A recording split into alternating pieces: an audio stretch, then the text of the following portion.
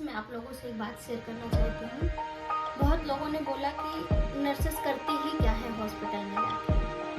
सो मैं बता दूँ, आई एम अ नर्स। और ये वीडियो जितनी भी नर्सेस देख रही होंगी उनको पता होगा नर्सेस का क्या काम होता है हॉस्पिटल में।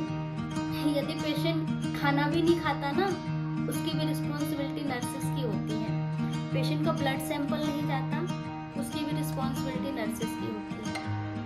पेशेंट बेड से क्यों नहीं उतरा, क्यों नहीं चला, पेशेंट वहाँ क्यों बैठा है, पेशेंट वो क्यों खा रहा है, पेशेंट वहाँ क्यों गया था, पेशेंट को कितनी बार यूरिन हुई, पेशेंट ने कितनी बार खाना खाया, खाया तो खाया, नहीं खाया तो क्यों नहीं खाया, ये सारी बातें शायद नर्स को ही याद रखनी पड़ती है हॉस्पिटल में।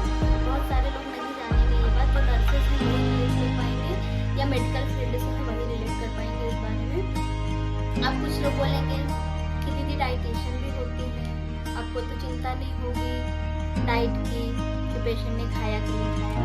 दीदी लैब टेक्नीशियन भी होते हैं, ब्लड सैंपल की चिंता नहीं होगी। दीदी फिजियोथेरेपिस्ट भी होते हैं, आपको एक्सरसाइज कराने की जरूरत नहीं होती। तो मैं आपको बता दूँ कि डाइटिशियन होती है, डाइट चार्ट बना देती है, आगे का प्रोसेस नर्सेस को करना होता है।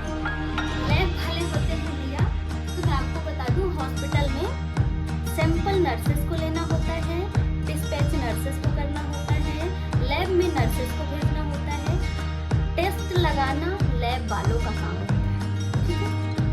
और रही बात फिजियोथेरेपिस्ट की, तो फिजियोथेरेपिस्ट को भी हमें बताना पड़ता है कि किस पेशेंट को फिजियो कराना है, किस पेशेंट को चेस्ट पीटी कराना है, किस पेशेंट को लिम्फ कराना है। ये सारी बातें भी नर्सेस को बतानी है। अब ये सारी बातें नर्सेस